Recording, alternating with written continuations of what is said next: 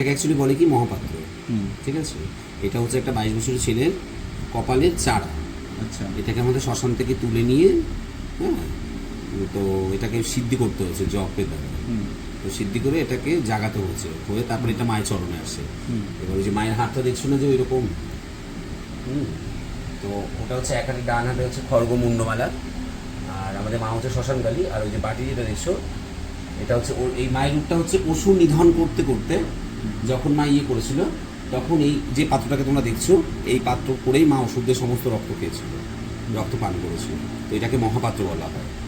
আর এর মধ্যে যখনই মানে অ্যাকচুয়ালি তো মা তো মদ খায় না, খায় হচ্ছে কারণ সুরা খায়। তো এটা যখন আমরা দান মানে ব্রাহ্মণ পুজো যখন হয়, কালী পুজো বা যখন মানে পুজো হয়, এই মদটাকে কারণ মন্ত্র পাঠ করতে হয়। এখন তো আর সুরা বানানো সম্ভব না, তাই ব্রাহ্মণরা এখন আর সুরা বানাতে পারে না, তাই এটাকে সেই সুরা মন্ত্র পাঠ করে এটাকে সুরা বানানো হওয়ার পরে এটা আমরা এই মহাপাত্রে দেওয়ার পরে তারপরে মায়ের হাতে আমরা তুলে দিই।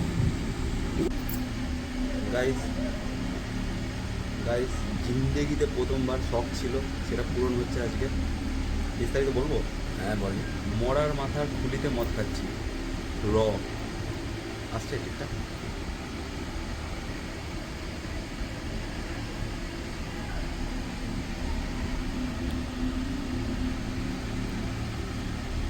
মনে হলো না কিছু? স্যার হাত পেনে গেল। দাদা বলেছিল যে র খেলে র লাগে না।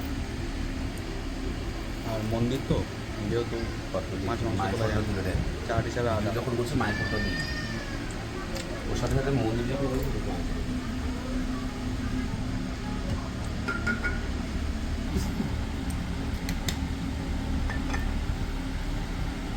পড়ছে পড়ছে পড়ছে।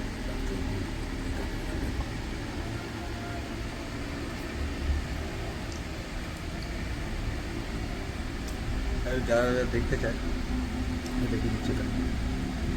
বুঝতে পারছো স্কালের ওপরটা?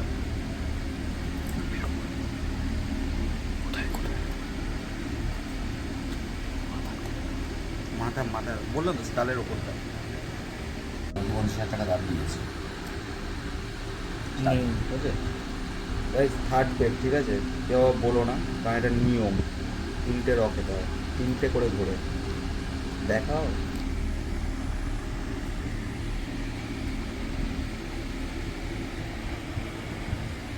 তারা পিঠে সাথে বলে ওকে আগে ধরে দেবে, বুঝলি?